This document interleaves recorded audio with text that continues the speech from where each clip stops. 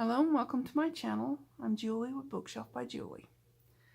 So today is the next part in the Beginner Basics series. And this particular base is made out of chipboard.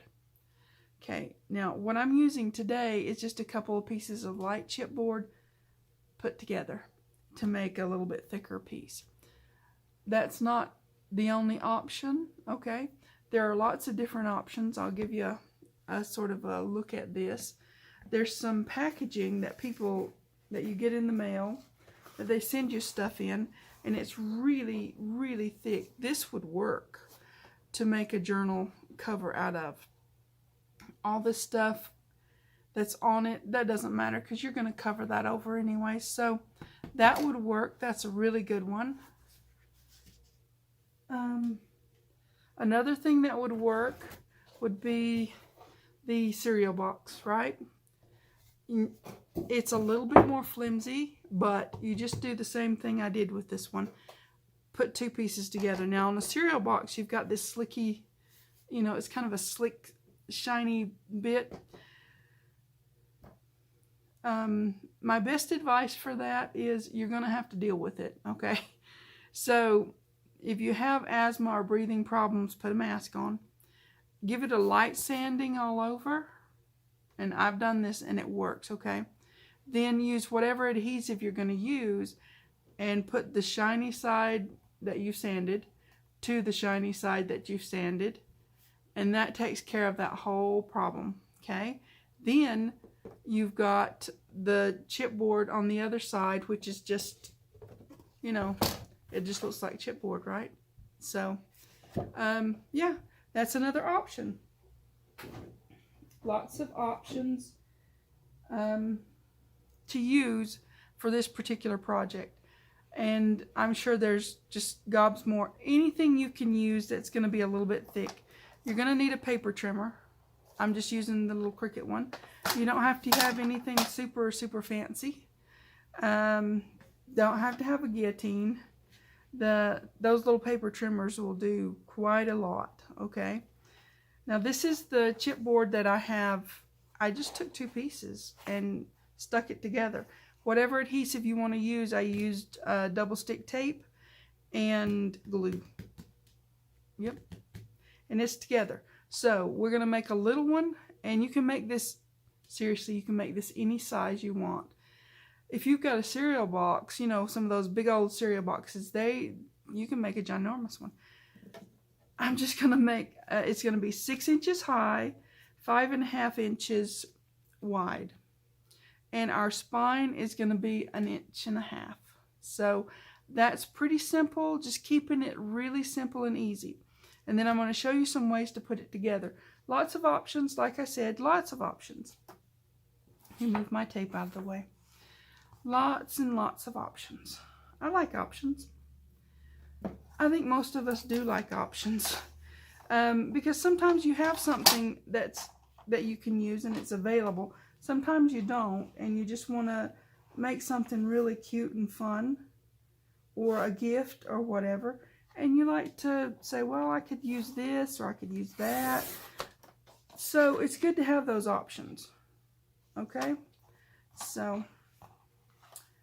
this chipboard is actually the same size as US letter.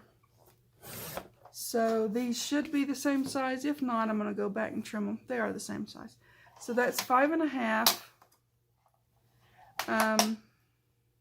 by 6 tall. That's, I always write on stuff, but yeah, it's what happens. It's easy to remember if it's right there in front of you, right? Okay. So now that we've got this, we need a spine. So we need a 6-inch, why did I close that?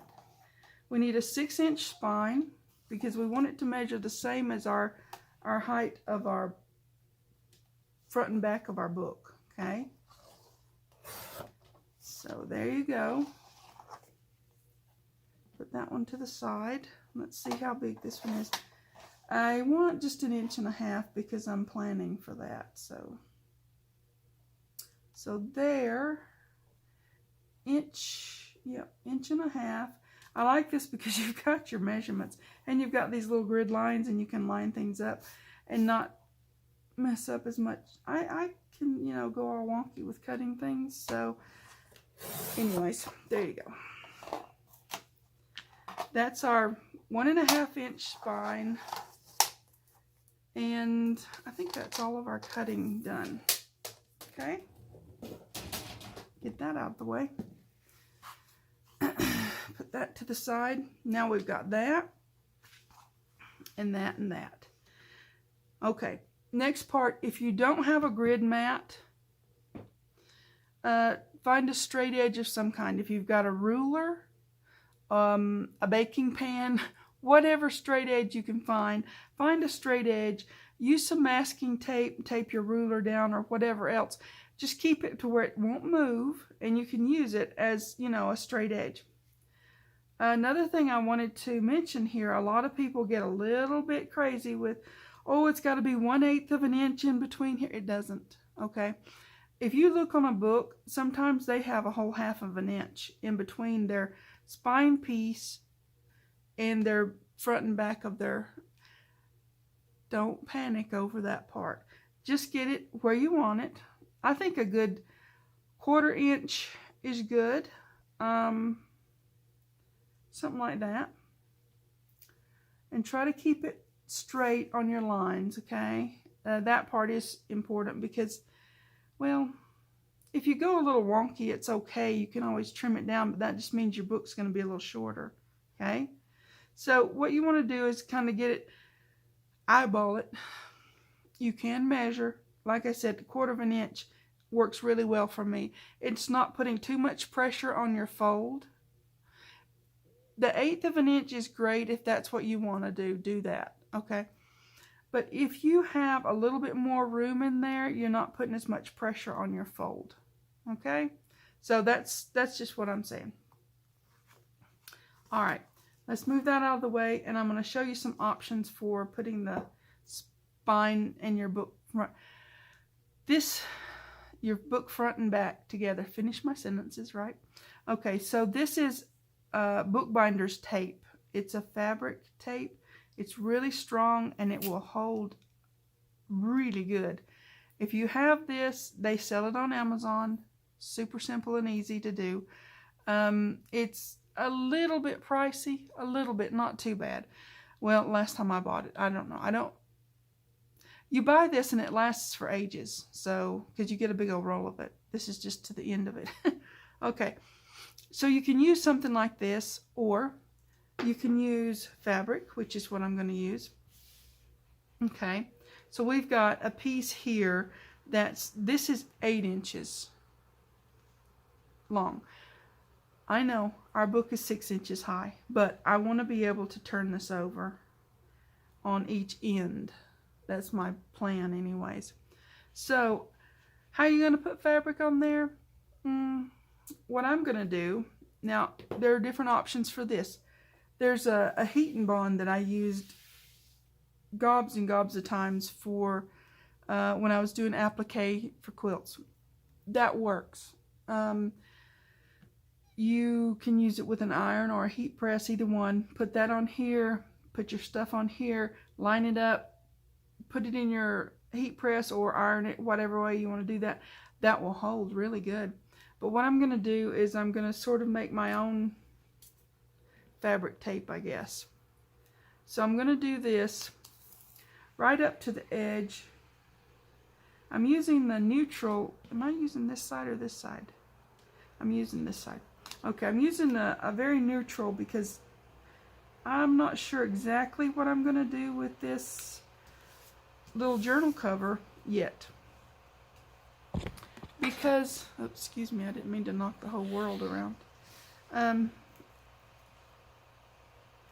So I'm using neutral, and that's okay.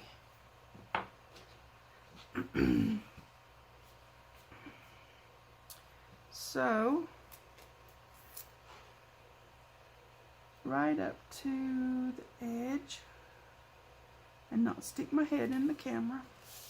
I have to remind myself of things because, yeah, you get in the moment, you're building something and you know, it's a thing. Press the tape on there really good. Okay. Now we're going to use our whatever you got to take this off. You don't have to do it this way. You can do the Tyvek. You can use that and glue. I don't use Tyvek so much, like I've said before. It's expensive, and I try to keep things quality, but not too expensive, I guess. I have a budget that I have to stick with. Oh, come on. And I have to, you know, I have to spend my pennies wisely, right? So, fabric, like I said, you can match it up, whatever color you want it to be, whatever theme you're going with, and then you can match your colors, right? And as I said before, doing this on camera is a little more hinky than doing it in person without the camera on. Okay? Okay. So, what I want to do is I'm going to take my spine piece and I'm going to put glue because I want that wiggle room, right? And I'm going to center it on here, leaving myself room at the top and the bottom and the sides. This is not a difficult way to make a journal. It's pretty simple. You just have to, if it's your chosen method of how you like to do things, then, you know, do it this way. Yeah.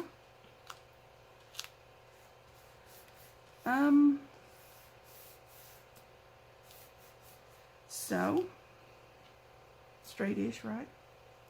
Okay, now we want to line it back up on that line, and we're going to put, we want to use, like I said, that 1/4 inch. Okay, so I'm going to put glue on here. Yeah, I'll probably get it on my mat, but hopefully I can get it off quick enough to where it doesn't give me grief. I just want enough to where I can move it around if I don't get it on there exactly perfect the right time. Because you know what? Perfection is not easy to get to. You want to have, right, that, yep, right like that. And press it down. Give it a roll. I like my brayer as a thing. Okay. Make sure I didn't get, oh, I'm okay. All right, now, this is going to be a good solid, you know, little book once we get done with it. Okay. Now, this, it doesn't matter. It's the same size either which way, okay? So, let's get this on here. We're giving ourselves about 1/2 inch on the fabric. And, yep, this is just, I try to keep everything as simple as possible. And you want it to be, yeah, you want it to be straight-ish. And like I said, that glue gives you enough time to where you can wiggle it around and move it up and down and all that kind of stuff if needs be, right? Okay, let's give it a good roll. Check my mat. Okay, I'm good. All right. As you see, I've got this extra. I want to roll this up so that I've got plenty of room, that it's not going to be messing up for me, you know. I just want it to lay down flat and be nice, right? And now that you've got your tape on that fabric, you don't have to worry about glue lines, because no, the tape's a barrier between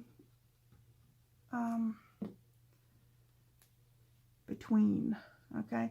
Just pull it straight down and give it a good stick down, right? This is going to be just a beautiful little journal when I decide what I'm going to do with it, okay? All right, so once again, we're just going to give it a little bit of this and a little bit of that.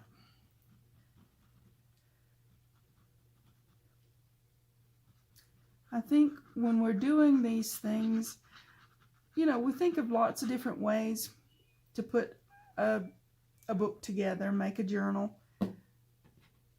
And we get, I don't know, we do what is most comfortable to us. It becomes a thing. This is I guess it's my favorite way of putting a journal together. Now you have to remember, this is still sticky right here, and that's good, because you're going to put something in here eventually when you go to make the journal. You're going to put a cover for that. You're going to cover these and mat them, and you're going to, you know, do whatever you're going to do with it, right? So there's our chipboard little journal base. Is that adorable or what? Okay, I know it's a simple little put together, but sometimes that is the best way to go with something. Keep it simple and easy. And like I said, if you're doing the 1/8 of an inch and stressing out over that, go ahead and do it if you want to, if you so choose. But give yourself 1/4 of an inch.